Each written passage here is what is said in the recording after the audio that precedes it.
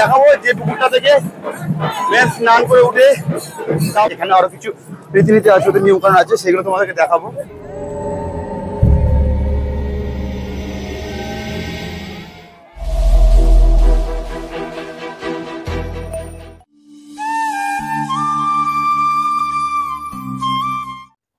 Hello বন্ধুরা, আমি সুমন আবার নতুন একটা ভিডিও নিয়ে তোমার সামনে চলে এসেছি।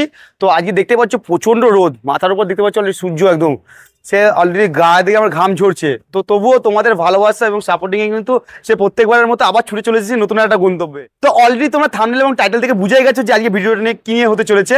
তো আজকের ভিডিওটা কিন্তু প্রথমে বলে দিই, যারা একটু ভীতু প্রকৃতির তারা কিন্তু একটু সাবধান, কেন আজকে ভিডিওটা কিন্তু একটু ভয়ানক একটা ভিডিও হতে চলেছে। কেন আজকে তোমাদেরকে মেনলি আমি নিয়ে চলে এসেছি কোথায়, হুগলি জেলার ব্যান্ডেলের বেলবেল যে উৎসব, সেটা যেখানে বিভিন্ন ভয়ঙ্কর রীতিনীতি থাকে এবং অনেক রকম পূজা পদ্ধতি বা যে নিয়ম কানুনগুলো আছে সবটাই তোমাদেরকে দেখাবো কিন্তু আজকে ভিডিওতে।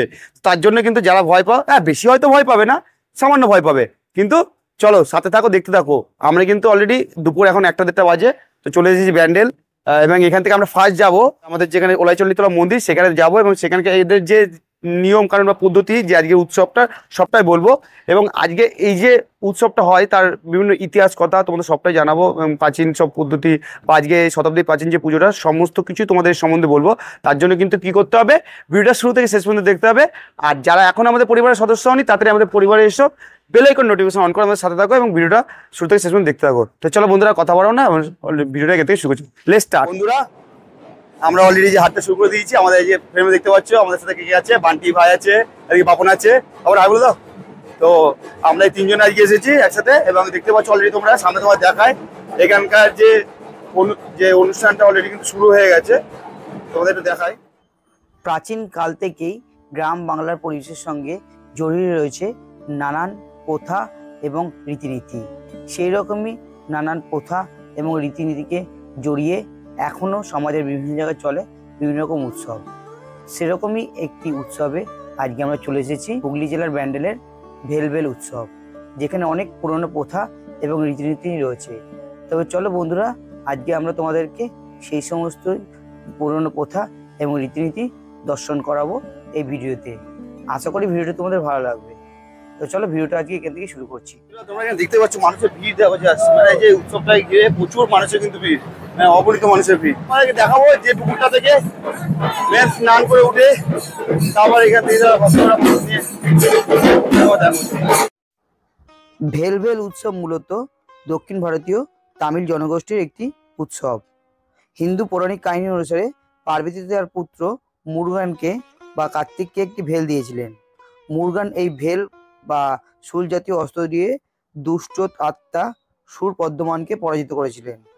মুরগান ও সুর পদ্মমানের এই যুদ্ধে সুর পদ্মমানের দুষ্ট বাহিনীকে এই ভেল দিয়ে মুরগান পরাস্ত করেছিলেন। দক্ষিণ ভারতের মুরগান বা কার্তিকের মন্দিরে মূলত এই ভেল উৎসব পালিত হয়।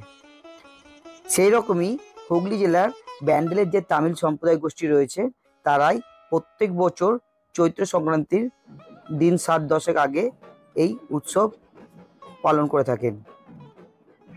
এই ভেল উৎসবে প্রতিটি দলে প্রায় 1 বা একাধিক লোক থাকে, যারা মূল ভক্ত হিসাবে কাজ করেন।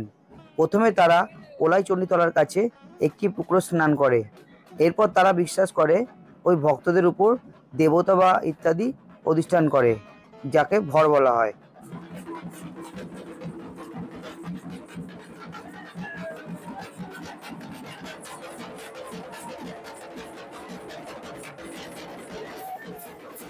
পুকুরে স্নান করা হয়ে গেলে সেই ভক্তকে নতুন পোশাক পরিয়ে ভালো করে সাজিয়ে এরপর মা ওলাইচণ্ডীতলার মন্দিরে নিয়ে আসা হয়।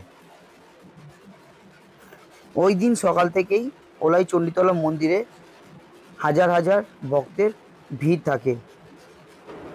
ওলাইচণ্ডীতলা মন্দিরে এসে প্রধান ভক্ত মায়ের আশীর্বাদ গ্রহণ করে দলের অন্যান্য সদস্যের সাথে শোভাযাত্রা শুরু করে এবং শোভাযাত্রার আগে তারা মুখে বর্ষা বিদ্ধ করে, শুধু তাই নয়, সেখানে তারা জিভে কপালে সুর বিদ্ধ করে।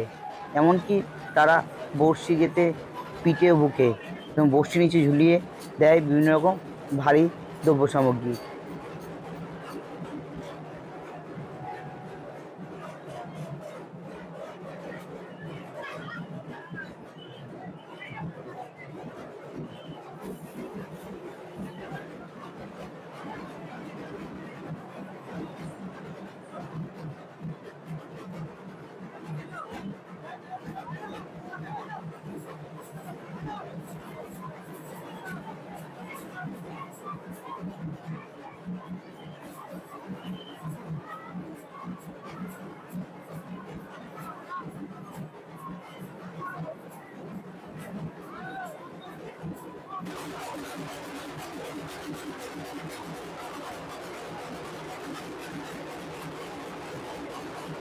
কেউ কেউ তো আবার নিজের পিঠের মাংসের সাথে হুক দিয়ে রথের দড়ি আটকে রথ টেনে থাকেন।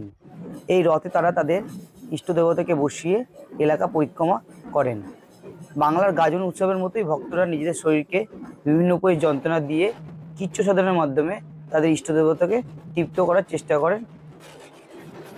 ভোলাই চণ্ডীতলায় সমস্ত রকম আচার অনুষ্ঠান শেষ হয়ে গেলে ভক্তরা শোভাযাত্রার দল নিয়ে সেখান থেকে প্রায় 3 কিলোমিটার দূরে ব্যান্ডেল স্টেশনের নিচ থেকে বালিকাটা নামক একটি জায়গায় শীতলা মন্দিরের দিকে যাত্রা করে। শোভাযাত্রায় ভক্তরা রাস্তায় যেতে যেতে মুখে সুরবিদ্ধ অবস্থায় নৃত্য করতে থাকে এবং ভেল ভেল উদ্ধার করে ধরে দিতে থাকে। তো ফাইনালি বন্ধুরা, আমরা অলরেডি তোমাদের মন্দির দেখিয়ে দিলাম এবং এখানকার যে রীতিনীতি যেভাবে যে চুলটা যে ঢোকানো হয় মুখে, তো সেগুলো তোমাদের দেখিয়ে দিলাম। এরপরে এবার পদযাত্রা করে ওদের যে বালিখাল পর্যন্ত যাবে, এখানে আরো কিছু রীতিনীতি আছে, ওদের নিয়মকানুন আছে, সেগুলো তোমাদেরকে দেখাবো। তার জন্য তোমার সাথে থাকো। আমরা এখন রাস্তায় হেঁটে হেঁটে যাচ্ছি। এখন প্রায় আমাদের 3 থেকে 2.5 কিলোমিটার রাস্তা হেঁটে যেতে হবে। যেহেতু আমাদের বাইকে জানি না কোথাও বাইক নিয়ে যেতে পারবো, তো চেষ্টা করবো যতদূর যাওয়ার, তারপরে হেঁটেই যেতে হবে, উপায় নেই কিছু। গিয়ে তোমাদের দেখাচ্ছি আর কি কি প্রবলেম আছে। চলো সাথে থাকো, দেখতে হবে। এরপর শোভাযাত্রা ব্যান্ডেল স্টেশনের নিচ থেকে বালিকাটা শীতলা মন্দিরে গিয়ে পৌঁছায়। ফাইনালি বন্ধুরা দেখতে পাচ্ছ ওদের যে অনুষ্ঠানটা রিচুয়ালটা শেষ হয় কিন্তু এখানে এই যে হেঁটে এরা শেষ করবে, দেখাচ্ছে আমি।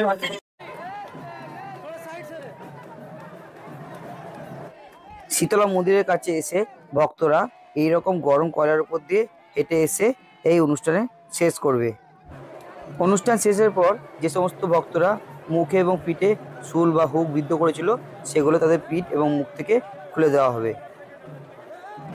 শেষমেশ প্রচুর মানুষের ভিড় ঠেলে আমি মা শীতলার মূর্তি দর্শন করার সুযোগ পেলাম এবং তোমাদেরকে দেখানোর সুযোগ করে দেওয়ার চেষ্টা করলাম। তো ফাইনালি বন্ধুরা, আমাদের আজকের ভিডিওটা এই পর্যন্তই। তো আজকের ভিডিওতে আশা করি তোমাদেরকে আমি এই ভেলভেল যে উৎসবটা, যেটা মেনলি দক্ষিণ ভারতীয় মানে তেলুগু প্রজাতি সম্প্রদায়ের যারা মানুষ, তাদেরই বিশেষ করে যে অনুষ্ঠানটা, তো ওদের যে রীতিনীতি সমস্তটাই তোমাদেরকে আজকে ভিডিওতে আমি কভার করেছি। যতটা সম্ভব আমার তরফ থেকে সম্ভব হয়েছে তোমাদের দেখানোর চেষ্টা করেছি। তো আশা করবো তোমাদের ভিডিওটা ভালো লাগবে। তো ভিডিওটা কেমন লাগলো সেটা অবশ্যই আমাকে কমেন্ট বক্সে জানিও। ভালো লাগলে লাইক, কমেন্ট, শেয়ার এবং সাবস্ক্রাইব করতে ভুলো না। তো চলো বন্ধুরা, আর যারা এখন আমাদের পরিবারের সদস্য নেই, তাতে আমার চ্যানেলটা সাবস্ক্রাইব করো না, বেল আইকন নোটিফিকেশন অন করো না। তো চলো, খুব তাড়াতাড়ি আবার নেক্সট কোনো ভিডিও তোমার সঙ্গে এরকম দেখা হচ্ছে। তো চলো, ততক্ষণের জন্য টাটা, সি ইউ।